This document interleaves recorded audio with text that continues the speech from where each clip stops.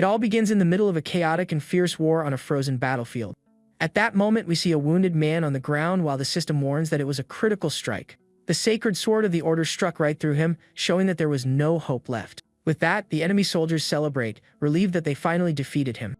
The fallen man was known by everyone as the feared Dark Lord of the continent. His name was Archman, an extremely powerful necromancer feared by all. He then accepts his fate, knowing that his end is unavoidable. This was a war that lasted 10 long years across the entire continent. Even though he had strengthened his defenses, in the end, they just were not enough.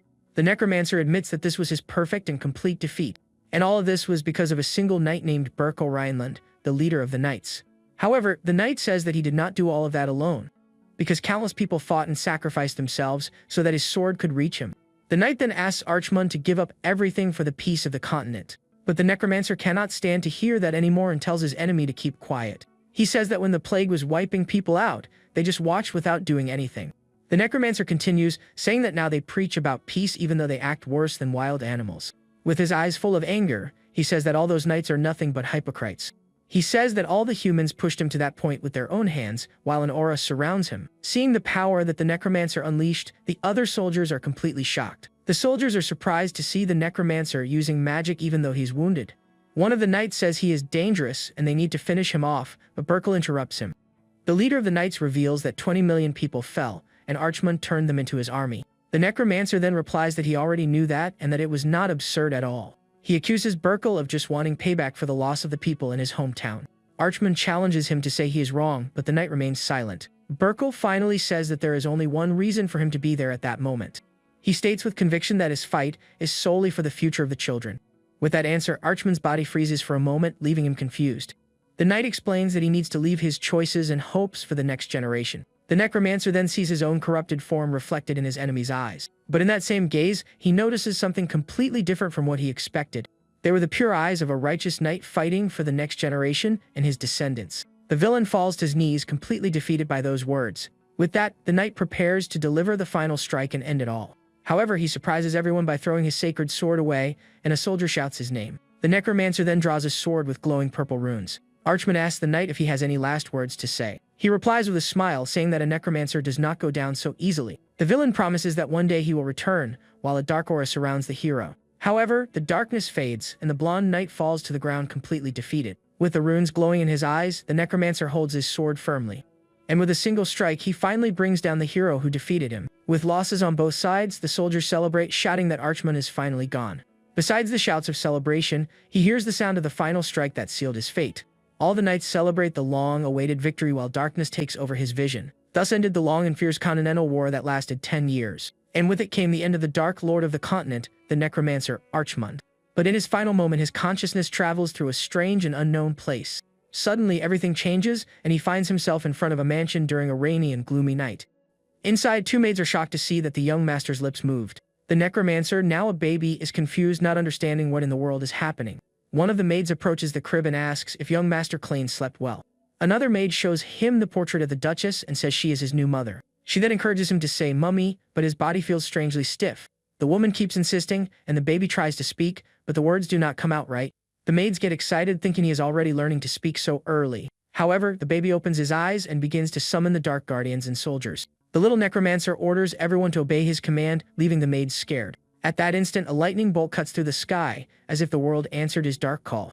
And with his call, a huge storm forms over the mansion, with lightning tearing through the dark sky. Then 15 years pass, and now we see the same mansion on a sunny and peaceful day. Some maids watch someone from afar, completely amazed by what they are seeing.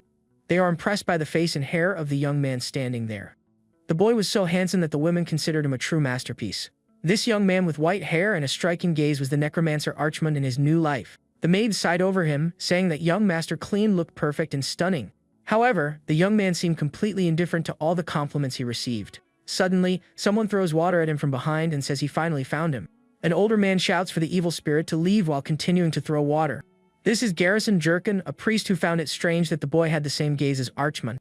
He notices that 3 people were already being influenced, and the purification was done in time. The completely soaked young man complains, saying it takes nerve to do that with a straight face. Garrison replies that Archmund's soul is in his body, and that is why they need to purify the spirit. Klein tries to defend himself, but the priest interrupts him and throws more water, saying he saw Archmund's face. At that moment, the boy wonders if the priest is actually completely out of his mind. He walks away grumbling and calling Garrison a maniac several times.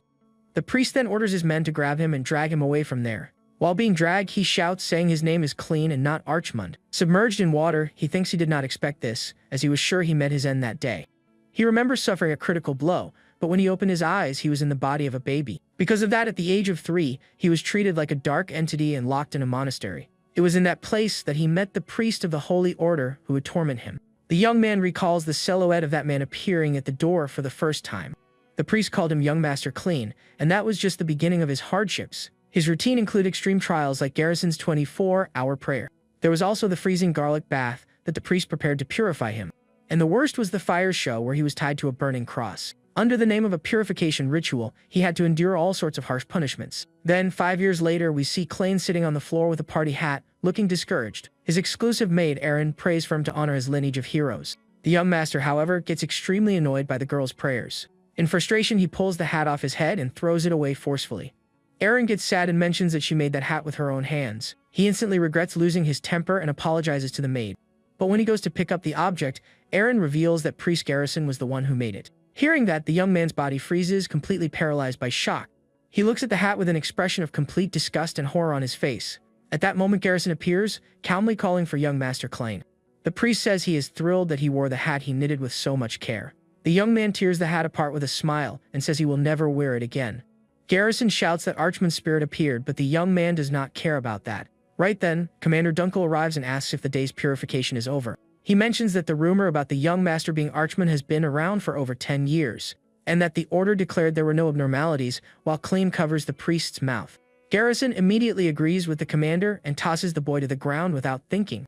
Klain notices that the priest pretends not to hear him but obeys when a commander speaks. The man thinks the boy knows how to play politics and says he is already leaving. But before walking away, he stops and looks back with a serious expression, and adds that there is always a tiny chance of a what-if happening. With his message delivered, Priest Garrison finally turns around and starts to leave. Before walking out, he gives a heads up about the ritual on Friday, and a furious Klain tells him to get lost. The young master stands there angry while the other two just watch him. He then throws himself onto the sofa, completely frustrated and annoyed with the situation. Sitting there, he questions how that man can torment people and still be part of the clergy. His maid Erin offers him a towel and asks if he is not Archman anymore. The young man denies it instantly, saying no way and that he does not even want to hear that name again. But in his thoughts, he knows that if he admits it, the priest will torment him even more. Ever since he was reborn, his life has been watched closely because of that childhood rumor. He complains that he came back home but is stuck with the priest, and Erin says he has his reasons. The maid asks what an executioner is and if it would be someone of high rank in the order. The commander then prepares to answer the curious girl's question. He explains that this is a title given only to the strongest in the entire order, and that besides the Duke of the family, very few can face him because he is incredibly strong. Erin gets excited about the family's strength, and Dunkel asks if there are any other questions. At that, Klain grabs him and asks who is the strongest Duke in his entire family. The commander says that although the 7th Duke is amazing, the strongest would be the 1st. Then the young master interrupts him, disagreeing with the opinion about his father, the 7th. With a serious look, the white-haired boy states that the 1st is the strongest. The commander is left speechless by the boy's direct and unexpected answer. He understands, and Erin comments that the young master really likes the 1st Duke the most. The maid notes that he keeps looking at the portrait, but it does not seem to be out of admiration. Dunkel thinks no one would imagine it, since it has been 200 years since the founding. The young man looks at the portrait on the wall and repeats that it has been 200 years. He still cannot believe it, but he needs to accept that he, Archman the Necromancer, was reborn. We then see the portraits of the family's dukes, from the 7th to the 2nd. And finally, the portrait of the 1st Duke, the man who defeated him, Berkel Rhineland. He then realizes that he was reborn as a descendant of the man who took him down. He remembers his final moment, whispering the name of his greatest enemy, Berkel, and recalls the knight's words about the reason he went there to face him. The hero said he was there fighting solely for the future of all children. Suddenly, the young man wakes up startled in his bed after having that nightmare. Sitting up, he takes a deep breath, trying to calm down after waking up from the bad dream. The boy mutters that it was a terrible dream while recalling his past identity. He lost control in anger and almost destroyed the continent, but was stopped by the knight Berkel. Upon opening his eyes, 200 years had passed, and he was reborn as that man's descendant. With all his memories intact, he still cannot get used to his new hair. At that moment, Garrison's silhouette appears at the door, saying he heard him talking in his sleep. The priest asks with a smile if he was dreaming about his days as the feared necromancer. He needs to pretend it is not him and says he was just tired, but Erin hugs him from behind. The maid then shouts excitedly that she heard everything he said while he was sleeping. She imitates him talking about wiping out the continent, making the boy panic. Suddenly, the head butler Berkman arrives and announces that the fencing exhibition will begin shortly. Garrison then decides with a creepy aura that the purification sessions will be doubled. The young master covers the maid's mouth, completely horrified by the idea. Outside, the boy shouts in despair, calling the crazy priest out for his decision. The butler then asks about the fencing exhibition while they walk down the hallway. He confirms it and says the Duke ordered the young master to participate in the event as well. The young man is surprised and asks if his father really wants him at the event. The butler scolds the maid for a rude request, but the young master defends her. He then gives the girl a cookie and tells the butler to look at how happy she is. But changing the subject, he asks the reason for the summons, since his father never invited him before. The butler then explains that some relatives from a branch family came to visit them. With that information, the boy understands the situation, thinking about this branch family. At that moment, he realizes that the annoying relatives have already arrived at the venue. One of them then mocks him, telling him not to call him clean but Master Archmond. These two fools are his cousins on his father's side, and they taunt him about the monastery. That group eating frantically is from the northern branch, and they are distant relatives. Further ahead, he also notices his cousins from the western side of the family. A blonde girl stood out among them looking very elegant. One of the relatives yells at him, asking if the boy is deaf, but Clean ignores him. The relative goes on to say that a loser like him does not belong in the Rhineland house. They get furious when he talks back, but the white-haired boy does not care. He says he does not even bother to remember their names and notes that the family is in decline. The way they look him up and down, even though he is the direct heir, says it all. Suddenly, the fencing exhibition begins with two men facing off. One of them gets angry at his opponent and calls him Delane while attacking him forcefully. The purple-haired one ends up getting hit in the head by his adversary during the fight.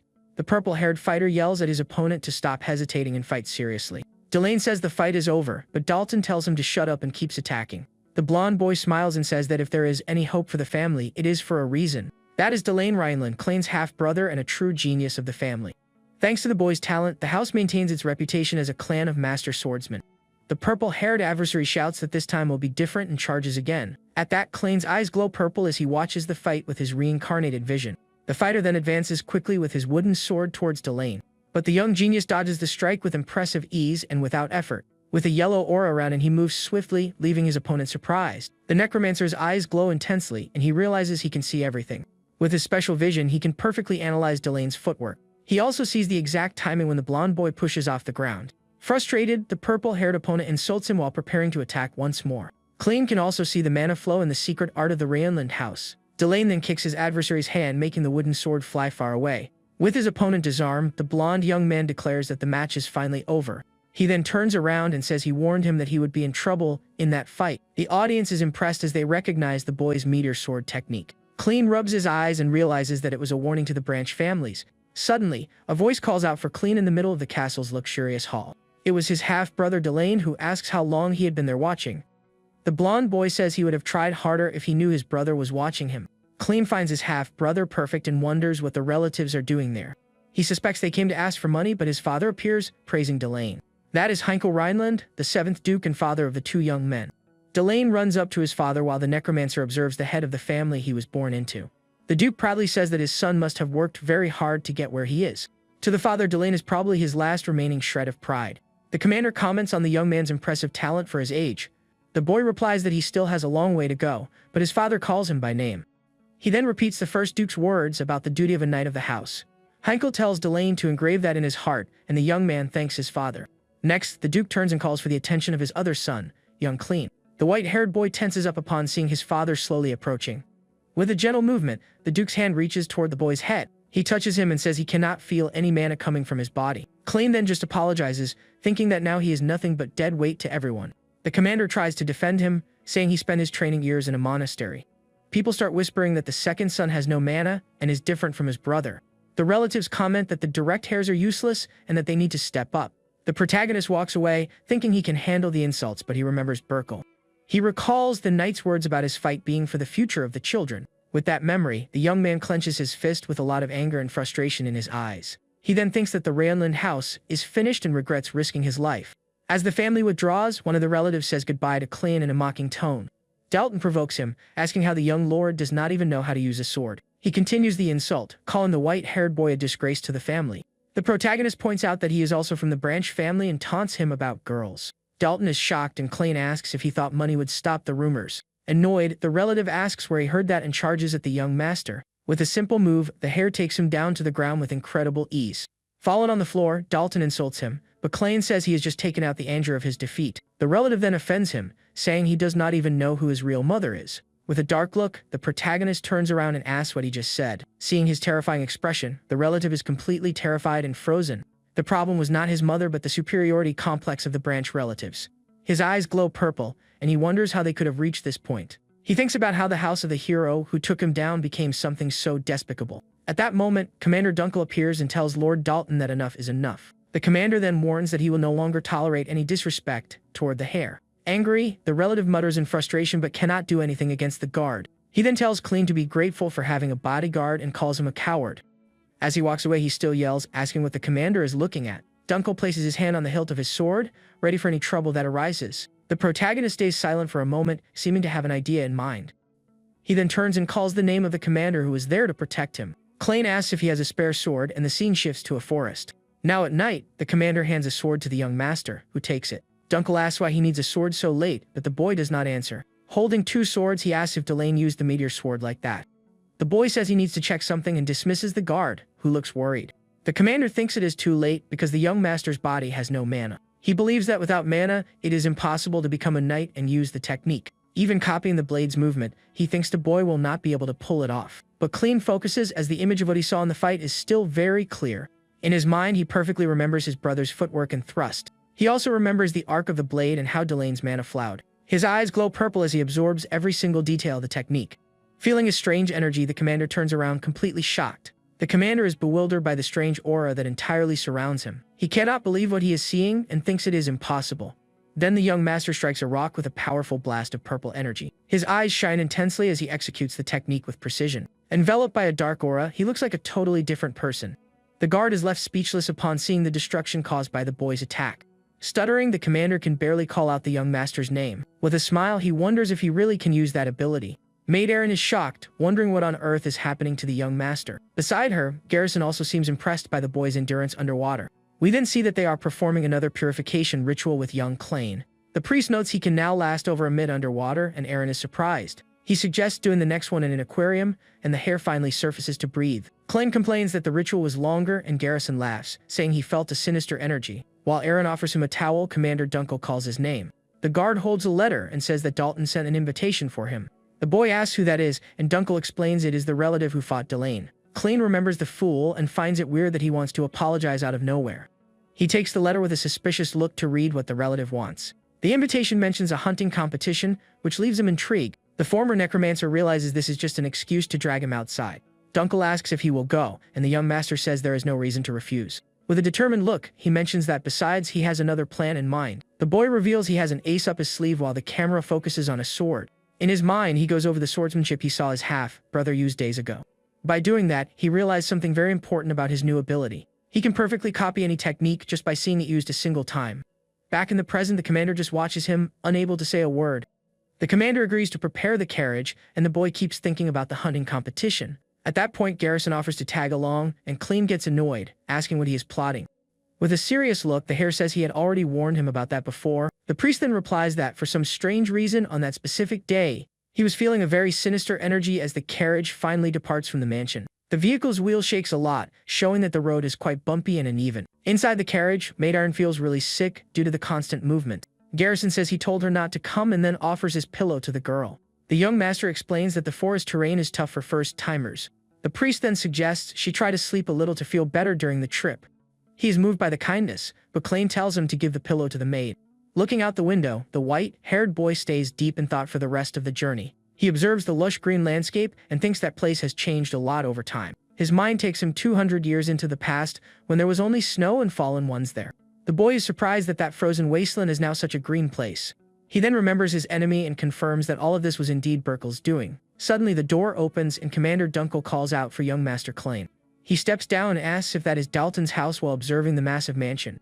The place was even more extravagant than the main mansion of the powerful Rhineland family. They finally arrive at their destination at the famous and luxurious Cornwall family estate. He thinks the competition is just for kids and they must have money to burn. At that moment, a voice calls his name and the white-haired boy turns around. It was Dalton, approaching with hunting dogs and asking what he is staring at so much. The relative brags about the house and says he used the main family's money to build it. One of the dogs growls at the hare, baring its teeth and drooling from hunger. Klein notices the animals are starving and asks when the real hunt is going to start. The host calls him impatient and says he already knew he would be like that. With his hand outstretched, he tells the young master to pay close attention to what will happen. Dalton then releases all the dogs and announces that the competition is starting now. He explains that he scattered pieces of meat all over the mountain to attract them. The relative says a hungry dog's sense of smell is 100,000 times stronger than a human's. With his bow ready, he aims while the dogs run after the bait. One of the dogs approaches a piece of meat without noticing the incoming danger. Suddenly, the host shoots arrows at the animals, who start running and whining in pain. Dalton laughs maniacally and celebrates, saying that was a successful hunt. Aaron approaches calling for the young master, and the relative turns to her. He recognizes her as Klein's maid and places his hand on the girl's head. With a malicious smile, the host calls out to her and says he is going to give her a new job. The relative then grabs Aaron's arm tightly, leaving the girl frightened. But suddenly someone grabs his wrist and tells him to take his hand off her immediately. With his eyes glowing purple, the hare threatens to break the relative's wrist right in front of him. Dalton then pulls away with a grunt of anger and surprise at the boy's attitude. Furious, he charges at the white-haired young man, insulting him for being so arrogant. But Klein dodges the strike with impressive ease, without even breaking a sweat. With a manic smile, the relative challenges the hare to follow him as he gets on a horse. The former necromancer mounts another horse and tells Dunkel to stay with Aaron and not follow him. Before leaving, the boy hands a scroll to the commander and says he will go along. The guard recognizes the item as a magic signal scroll that works without mana. Klein explains that if the priest suddenly disappears, it could mean major trouble. He then instructs the commander to tear the paper in case Garrison vanishes out of nowhere. With the message delivered, the young master gallops away while Dunkel shouts his name. In the distance, Priest Garrison simply watches the scene in silence, looking thoughtful. The scene shifts to a dark and cloudy sky, indicating that night has finally fallen. The hare rides through the dark forest, thinking his cousin cannot be far away. Suddenly, he stops and Dalton greets him, saying he finally managed to catch up. The relative is sitting on the ground surrounded by the taken-down dogs and asks why he took so long. The young master dismounts and demands to know what in the world his cousin is trying to do. With a confused look, the white-haired boy tries to make sense of the bizarre scene in front of him. We then see the bodies of the hunting dogs scattered across the forest grass. Dalton then says that this is just the grand finale of the day's competition. Dalton, with his sword in hand, reveals that his final target is Klein himself. The relative confirms that he is going to finish him off and take his head to Delane as a trophy. With disdain, the hare says the Rienlin family is a joke without power or justification. Dalton then reveals a group of hidden men and says he will not even have a chance to fight.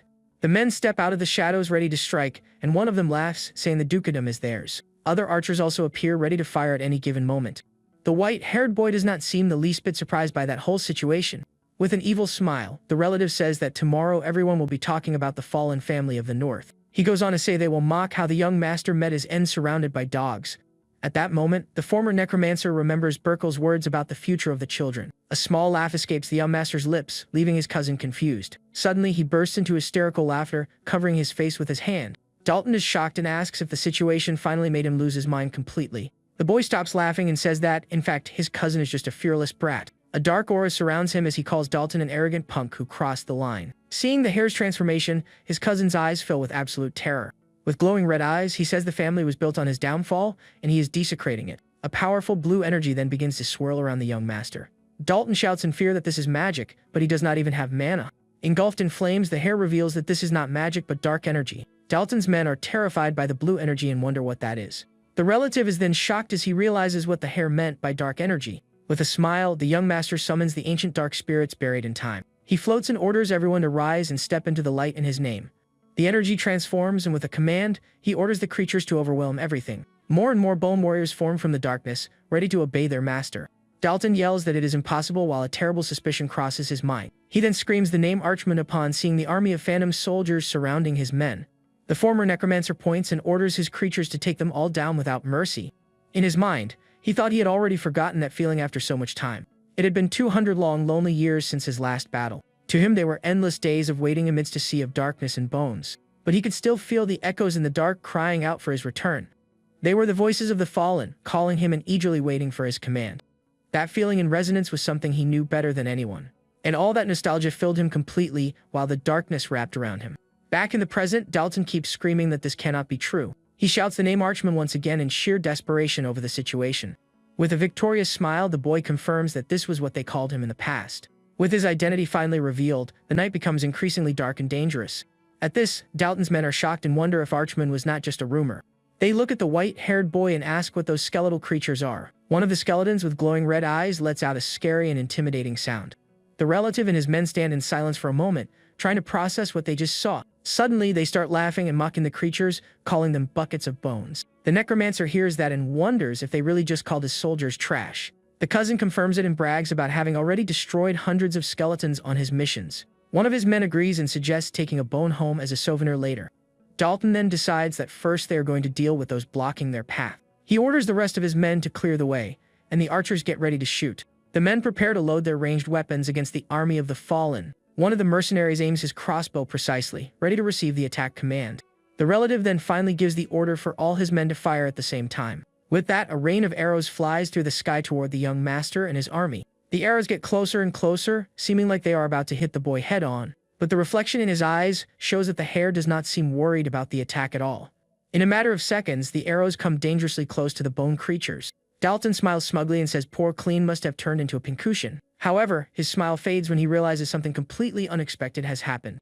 The arrows were completely blocked by the shields of the skeletons protecting their master. With the arrows blocked, the boy watches his bone soldiers with a smile on his face. He thinks 200 years is a long time and that no one recognizes his skeletons anymore. Dalton's men are shocked to see the shields because they were not there before. The boy says they would only think that way if these were ordinary skeletons, and one of the men gets angry. With a smile, he finishes his thought, saying his skeletons are completely different. The cousin is left speechless by the young master's unexpected confidence. The former necromancer orders the first unit to break defensive formation while thinking of Burkle. He thinks he is going to crush the scoundrels who insulted the future his enemy protected. With a clenched fist, he promises to crush them with his own hands and then orders the charge. Quickly, the skeletons charge at an impressive speed toward the enemies. Dalton yells in shock, asking since when skeletons can run like that. The creatures leap into the air, letting out terrifying screams as they prepare to strike. The relative tells his men not to panic since they are just ordinary skeletons. But one of his men takes a direct hit from one of the skeletons with no chance to react. In just a few seconds, the undead start overwhelming the men, who cry out in pain. With chaos everywhere, Dalton is horrified and curses, unable to believe what he is seeing. He then yells for his men to hold the line, but Klain gives his troops another order. Suddenly, skeletons with crossbows appear in the trees, and the men look up in shock. More undead soldiers appear with their weapons aimed, ready to fire. Dalton's men panic seeing the weapons, and one of them yells for everyone to run. With a simple command, the young master gives the order for his soldiers to fire. Then a new rain of arrows flies at high speed toward the fleeing men. The mercenaries take a direct hit without any chance to escape the attack. We see the silhouettes of the men crying out in pain as they are pierced by the arrows. In the midst of the chaos, one of the skeletons attacks Dalton, while another man falls lifeless to the ground. Desperate, he thinks this makes no sense because these are not the skeletons he knows. Dalton yells for his men to drop the crossbows and switch to close combat. But no one listens and he screams in desperation, asking if they are hearing him. Suddenly, one of the skeletons grabs him from behind, catching him completely off guard. Angrily, he shakes the creature off and insults it while getting ready to strike with his sword. With a single precise strike, he finally manages to strike the head of the bone creature. He laughs and celebrates, saying he knew aiming for the head would be enough to win. But the headless skeleton attacks him with a powerful kick, throwing him far away. The cousin is confused because he was sure he had taken off the skeleton's head. With a smile, Clean reminds him that he already warned him his skeletons were different. We then see the skeleton's body getting back up even without its head attached.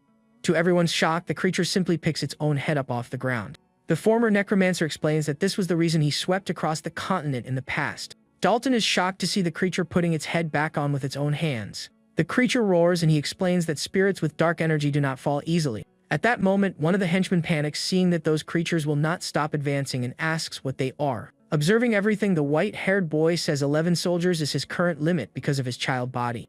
With a smile on his face, the former necromancer gets ready to finish the job and asks if they want to keep fighting. Then the mercenaries tremble with fear, realizing they do not stand a chance against the boy's dark army. While the combat unfolds in the forest, a strange noise emerges from the trees, indicating something is approaching the area. Far away, we hear a laugh echoing near a luxurious fountain in the quiet silence of the night at the mansion. There, Priest Garrison tells the little maid some stories from when the young master lived isolated in the monastery.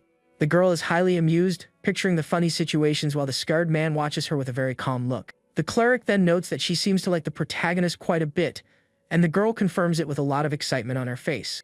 With her cheeks full, little Erin states that she truly adores her master and starts listing all his good qualities. But while she says how amazing he is, we see young Klain telling the enemy to stop screaming during the massacre. At that moment, the maid says the boy is very kind-hearted, but in the forest, the men are fighting desperately to survive. The girl keeps talking about what a sweet person he is, while one of the skeletons slashes a mercenary with zero mercy. She mentions that the master even shares his cookies with her, but the scene cuts to the intense aftermath of the enemies falling on the ground. Smiling, the little girl claims he is the warmest person in the whole world while quietly finishing her snack. However, the hero's face is covered in the aftermath of battle, and his cold stare shows he feels no remorse for his actions. With that, another enemy soldier is taken down by the dark blades, letting out an unbearable cry of pain in the midst of the chaos. Dalton watches everything in shock, unable to believe his men are being defeated so humiliatingly and quickly. The cousin then mutters a heavy curse while trying to defend himself from a powerful attack coming from one of the bone creatures. He freezes upon noticing that, even after being hit, the monster stays standing and starts slowly regenerating its body. Right then, Dalton curses the bone creatures and says he will at least make sure they stop healing. He realizes the hare is the target and figures that if he can take him down, everything will finally be over. So the cousin charges through the battlefield, ignoring the fallen soldiers to reach his goal. Shouting Klain's name, the aggressor leaps with his blade ready to deliver a final strike to the protagonist. The villain warns that the games end there, because the summons vanish when the master is defeated. But at that instant, the sword comes down with full force toward the white-haired boy who just stands still. With that, the necromancer's eyes shine in an intense purple tone as he watches the enemy's movement. The boy says he can see the attack perfectly, and a powerful energy starts radiating from his body.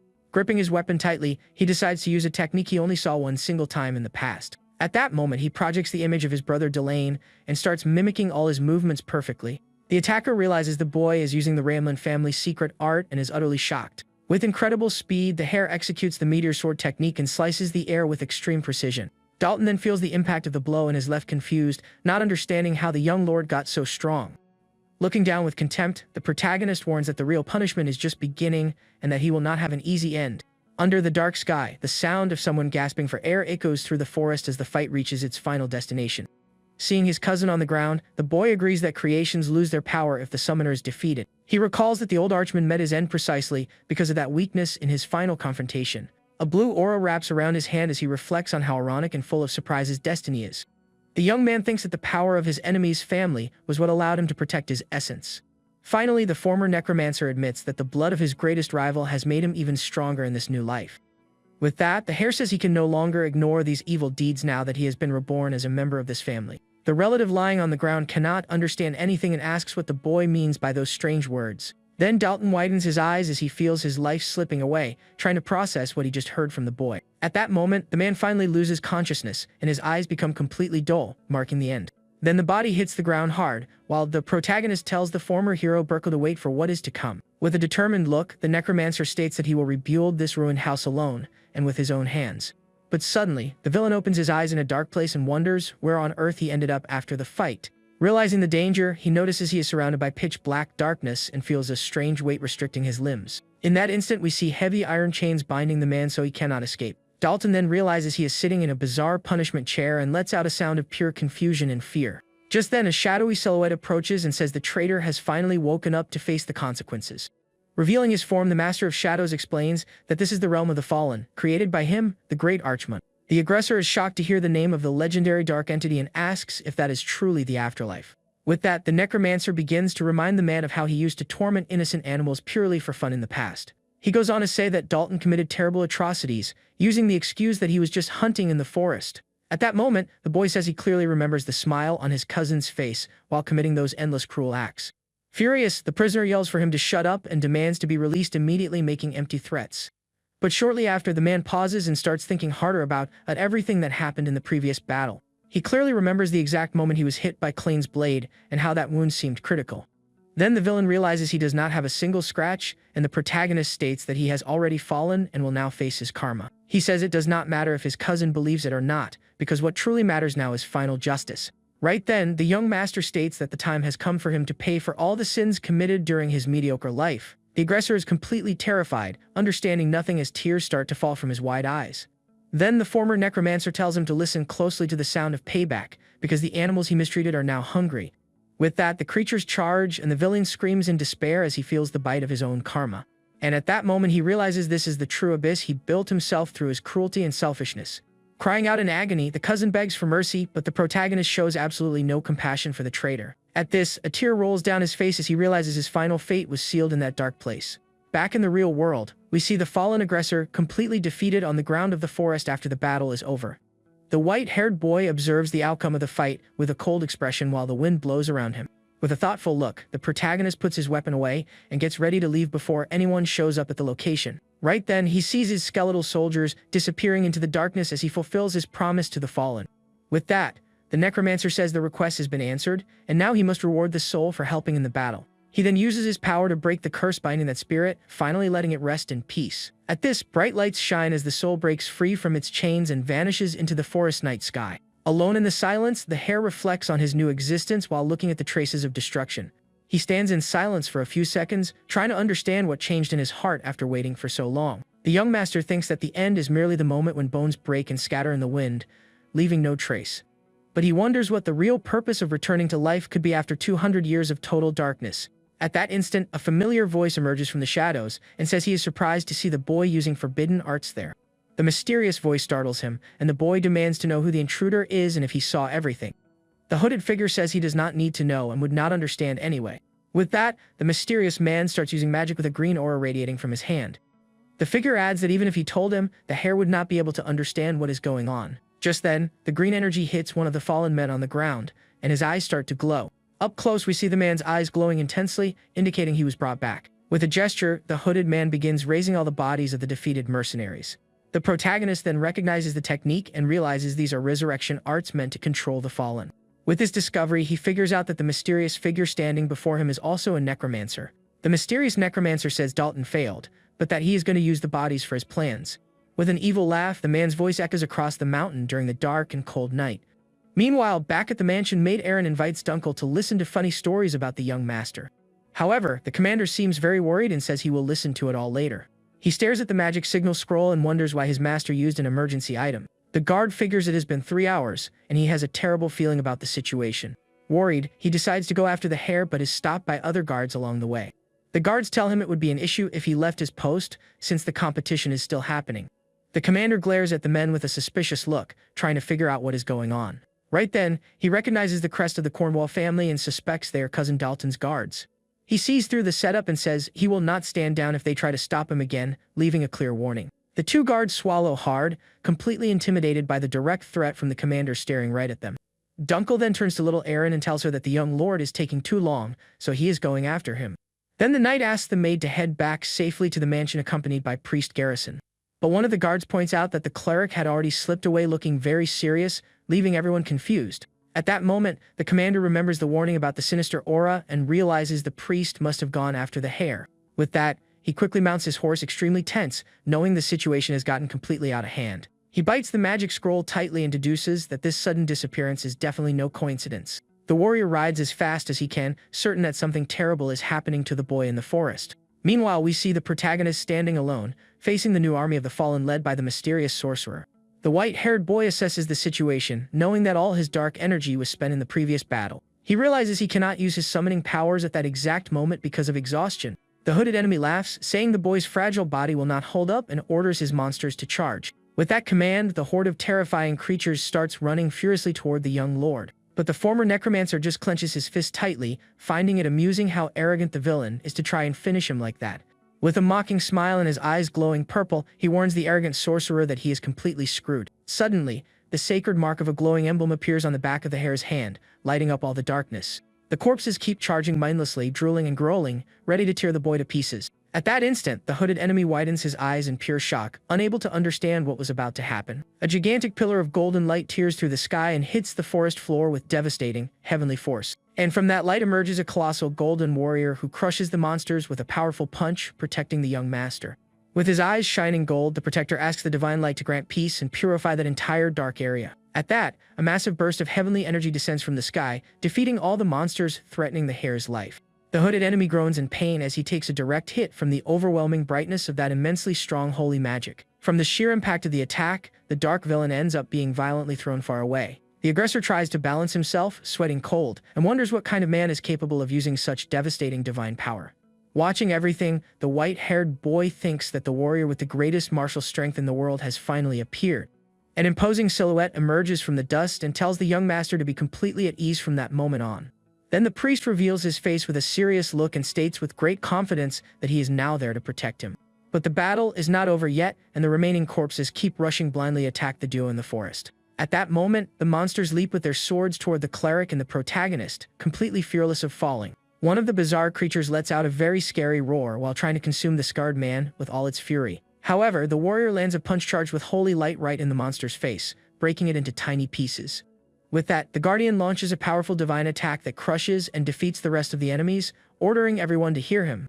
The young man recalls that there are only 3 human weapons, chosen to execute the absolute will of the great Pope of the Order. And as the most powerful combat force, they are the only ones who can wield the sacred artifacts left behind by the saint. These legendary items are well known by everyone as holy armaments blessed with absurd magical power. The boy remembers that each of these warriors of light has enough power to effortlessly destroy an entire wall. The evil sorcerer is completely paralyzed with fear upon seeing all that light and asks again for the name of that monster. Smiling, the combatant reveals he is the church's supreme executioner and says the shadow villain's end has finally arrived. And with that epic entrance, the protector officially joins the fight, fully ready to handle the enemy threat. With his eyes shining brightly, the priest warns the sinners to seek forgiveness and start praying. He then charges forward swiftly, crushing the bone creatures, promising to give them a baptism of pure fire. At this, the monsters let out groans of agony while the cleric states he is going to wash away all their sins. With immense force, the holy warrior stumps on the shattered ground, scattering rocks and dirt everywhere. That simple movement creates a massive shockwave that kicks up dust and sweeps the battlefield instantly. The bright light hits the corpses head-on, taking out several at once while he claims that this is what mercy looks like. Holding his glowing book, the churchman finishes his sentence, warning that this was the final judgment. Watching the massacre, the villain sweats cold, thinking it is insane for a high-ranking member of the Order to be there. The sorcerer is absolutely shocked by the absurd level of power the hero uses to wipe out his army. Utterly desperate, the dark mage turns his back and starts running, muttering that he was badly tricked. As he flees through the forest, he curses the situation, finding it unfair to have to face such an overpowered force. During his wild sprint, his mask ends up falling to the ground, revealing the clear panic on his face. But suddenly, the cleric appears like a ghost right behind him, asking where he thought he was going. In that moment, the warrior grabs the enemy's head very forcefully, making the villain cry out in intense pain. The scared man calmly warns that the prayer is not over yet and tells the sinner to be very grateful for it. Crying in agony, the sorcerer feels the impact while the priest says the final verdict has been delivered to him. With those harsh words, the knight calls upon the holy light to wrap up the judgment once and for all. Then the young master calmly walks down from a small hill after watching that entire divine spectacle. Walking through the ruined scenery, the boy notices a creepy remnant left behind by the monsters on the ground. With a very serious expression, the white-haired protagonist stops and hears the guardian call his name. The cleric takes just one step forward and advances rapidly, while the young master watches everything very closely.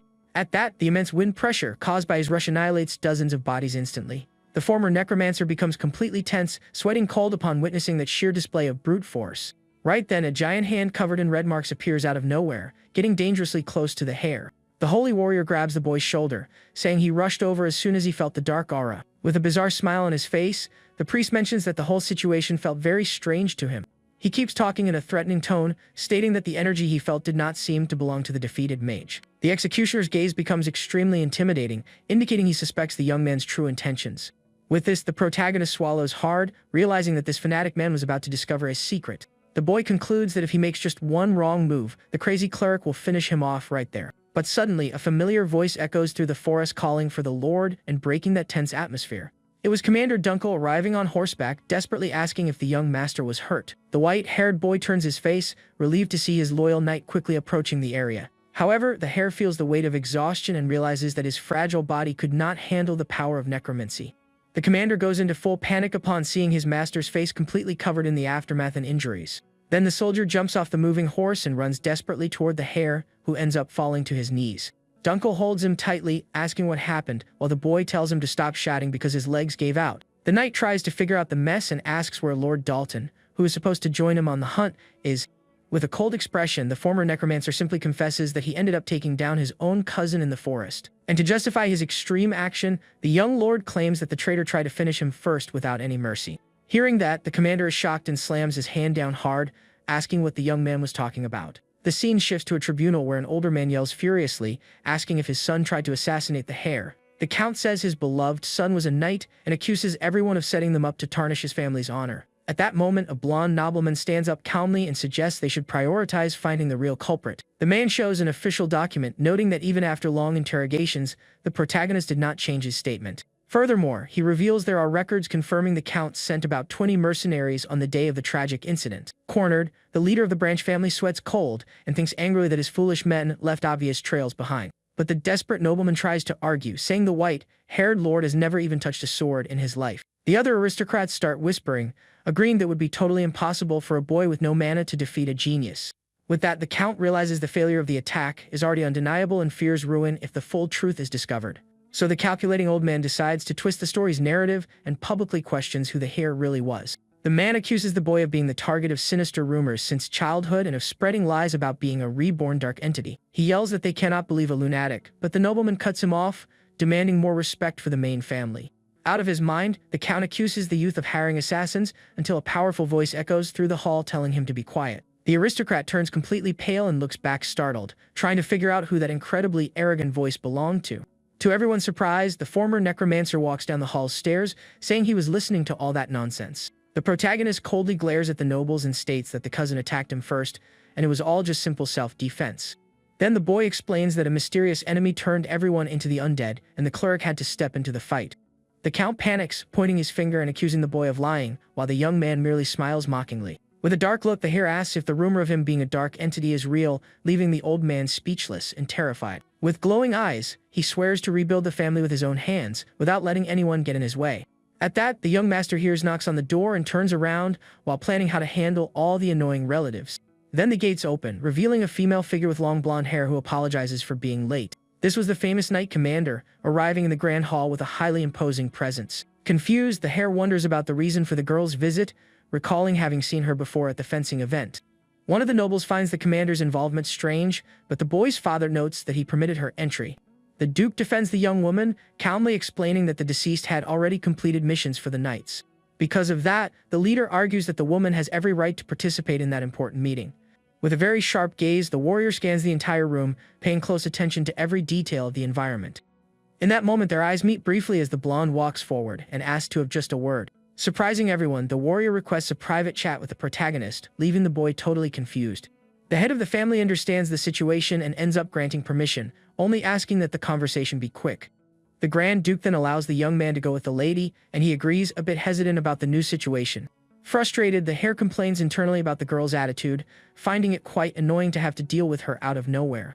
But soon he changes his mind, realizing that this sudden request could be an excellent opportunity in his favor. The boy deduces 3 options: confirmation, suspicion, or a test, and with that, simply says goodbye to his father and goes with the young woman. As he walks, the young lord decides he will no longer run from any challenge that comes his way. Once they step out, the massive doors close, and the boy swears he will use all the knights as his great allies. At that, the powerful commander finally stops walking down the corridor and taps her foot, breaking the silence of the place. With a mysterious expression, the beautiful warrior stares closely at him, waiting for the right moment to reveal everything. The commander breaks the silence and asks him to speak with a very soft voice as she steps closer. In that moment, she fixes a penetrating look on the boy, maintaining an incredibly serious and mysterious expression. She is Leia Renfall-Wavern, the eldest daughter of one of the 3 great families and a true master with the spear. The warrior's flawless track record of skills shows she has already faced the worst imaginable creatures. With that, we see a pack of terrifying orcs roaring fiercely, ready to cause massive destruction. But the commander's eyes glow with intense blue energy as she quickly charges forward for the attack. Without hesitation, the blonde delivers a powerful strike and annihilates the beasts, using her sacred spear masterfully. All of this happened during a major monster subjugation operation in the western region of the continent. In that dangerous rescue mission, the incredible warrior defeated high-level beasts completely on her own. In the middle of the battlefield, her majestic silhouette stands out after saving countless civilians from certain disaster. And the fact that she did all that by herself made her a true legend among all the knights. Back in the present, the girl looks over her shoulder and asks if the young lord is not going to join her. He says he is already coming, and the blonde tells him not to fake intimacy, since they are not even from the same family. The protagonist remembers his father saying the girl would be his distant cousin because of a marriage. However, Leia is the daughter of the first wife, which means the two do not share a single drop of blood. The warrior then reveals she called him out of pure personal curiosity, leaving the former necromancer very confused. Suddenly, she steps in and corners him against the window, catching the boy off guard with a super fast move. At that instant, the commander raises her leg to block him and boldly asks if she can touch him. Cornered and sweating cold, the white-haired boy panics, wondering if that is actually real. Shocked by the unusual situation on the balcony, he questions what the girl means by touching him out of nowhere. At that, the commander breaks the silence and starts speaking with a very soft voice, getting closer and closer.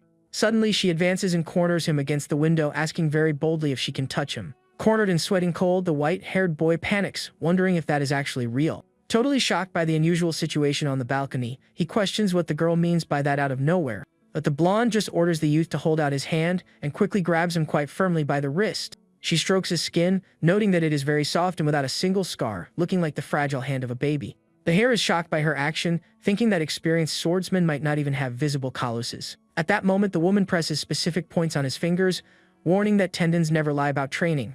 With this, the warrior brings her face closer to the boy's and concludes with absolute certainty that he did not use any sword. Staring closely at the youth, she questions how someone with no marks on his hands survived and defeated 20 armed men. With a highly suspicious look, the commander brilliantly deduces that the young lord used some other kind of power. Frightened by the terrible discovery, the protagonist pushes the woman away in an act of pure desperation. He then steps back, playing it off, and asks if she is also going to accuse him of being a dark entity, finding the blonde very dangerous. But the knight maintains her firm posture, showing her eyes are not looking for answers, but for a true reaction. Realizing that silence would be his ruin, the young master decides to be even bolder and asks, what if he really is? To the boy's surprise, the warrior simply starts laughing in his face, completely dismissing the confession. With a beautiful mocking smile, the woman states it is impossible for a shorty like him to be that highly feared monster. At that, the former necromancer is left completely bewildered and speechless at being called a shorty in such a humiliating way. The poor guy widens his eyes, unable to believe that his grand demonic presence was reduced to that. Trembling with anger, the lord asks if she misspoke, but the blonde denies it, offering to repeat the insult right then. Tired, the boy wonders why he would let her do that, since his injuries prevent any rational thought. He then questions if this is some sort of bribe, but the warrior just turns her back and says it is already late. With that, the commander walks to the balcony and looks at the scenery outside, seeming quite deep in thought. With a serious look, the blonde concludes that the feared Lord of Darkness would never accept going through that kind of humiliation. Back in the Grand Hall, the guards finally announce the return of the young lord accompanied by the commander. The two then walk calmly across the tribunal carpet, drawing all the attention of the nobles present in the room. Sitting in his place, the boy admits he was complacent because he was just the second son who was locked up for 7 years. The hare notices the count's furious glare and concludes that no one there would believe his story of self-defense. At that moment, the Grand Duke breaks the silence and asks to know what the two talked about outside. But instead of answering, the white-haired boy takes a step forward and draws a sword, surprising the warrior.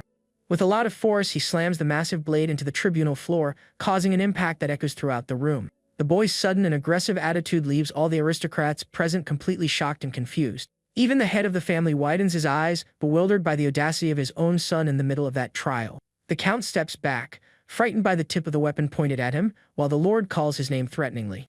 The former necromancer declares he will prove the truth himself and tells the old man to stop stalling so they can settle it like men. With a highly confident look, the protagonist challenges the leader of the Branch family to a feared trial by combat. Hearing this, the desperate nobleman stutters, asking if the boy lost his mind proposing a duel like that. This is an ancient method of the North used when there is no consensus, where both sides fight with no weapon restrictions. Basically, the winner decides the verdict, and the count thinks the idea is absurd, but the youth claims he has plenty of reasons. The hare accuses the old man of trying to frame him even with evidence of his son's betrayal, and of insulting his mother on top of that. Gripping his sword tightly, the hare tells the count to make a decision already, because everyone's patience there was at its limit. The leader of the Branch family swallows hard, while the other nobles start murmuring, excited about that ancient duel. Then the Grand Duke decides to intervene, stating he will guarantee the combat and void all evidence collected up to that moment. The aristocrat is confused at first, but soon realizes that without the evidence against him, the situation ends up working in his favor. With a relieved smile, the count sees a great opportunity and reminds everyone that the young master has no mana. The malicious old man provokes him, saying he is going to send one of his best knights and threatens to end the brat's life in the duel. But the former necromancer just gives a mocking smile, telling the old man to shut up because the count will be the one leaving there defeated. Furious at the insult, the noble accepts the challenge on the spot, determining that the great mortal combat will take place in just 4 days. The white-haired protagonist keeps his calm gaze while thinking about using this event to send a message to everyone. We see the grand castle from the outside as he promised to destroy the traitors and restore all the prestige of his beloved family. But soon after, the scene cuts to the inside of the mansion, where we hear someone screaming, totally outraged by all that madness. His blonde half-brother stares at him in absolute shock, asking if the hare lost his head by accepting a mortal combat. The talented Delane warns that he could meet his end, while the boy just sighs bored, saying he has heard that several times already. The white-haired youth explains that his father already gave permission, leaving the blonde boy even more indignant at the disregard. The skilled swordsman then suggests fighting in his master's place as a representative, but the protagonist refuses immediately. The hero reminds his half-brother that the main family only rules the north because they have the Duke and his brilliant blonde successor. The boy says it makes no sense for the true genius to risk his own life in a fight like that, telling him to come to his senses. The former Dark Lord explains that if he fought, it would give the traitors a great legal chance to eliminate the successor to the dukedom. With a determined look, he admits he understands his brother's frustration but points out that he needs to do this to change his reputation. Sitting with his arms crossed, the boy states he has no reason to back down from the fight, as he is going to handle all of that on his own. The talented swordsman remembers when his younger brother was born, running fast to get a close look at him. Then the scene focuses on the small, fragile hand of the baby lying in the crib, bathed in a very comforting light. With a look full of innocence, the young genius admits he thought he was seeing a true angel for the first time. Delane says he does not care that they are half-brothers because he waited 7 long years for his relative's return. At that moment, the blonde youth grabs the collar of the hare's shirt quite forcefully, with visible indignation on his face. But the Lord just watches in silence, noticing a tear rolling down the warrior's face as he asks him to listen. The former necromancer is completely surprised, wondering internally what the real reason for that unexpected crying is. Then one of the family's guards opens the large door of the tribunal and interrupts the conversation, calling for the white-haired boy. The soldier apologizes for the intrusion, informing him that Count Cornwell had already chosen his own official representative. The blonde brother quickly approaches, asking who the opponent is, and the guard reveals the name of a certain Randall. With a very tense expression, the informant explains that the man is an excommunicated knight, quite famous for his past battles. Then the scene cuts to the wooden doors of an old, mysterious tavern slowly opening in the middle of nowhere. The soldier reveals the reason for the knight's expulsion, while we see the stuffed head of a large lion hanging on the wall. According to the guard, the mercenary had a totally uncontrollable urge to eliminate people, while a red beverage fills a cup. Next, we see a chaotic and disturbing scene with fallen men, while a giant sits in the middle of that destruction. This colossal warrior tips the small wooden barrel into his mouth, drinking all the liquid in a very animalistic way. With a completely dirty face, the giant smiles, saying it has been a long time since he heard the cries of despair from a young boy. But back at the tribunal, the young lord just maintains a calm and confident look, showing he has absolutely no fear of that challenge.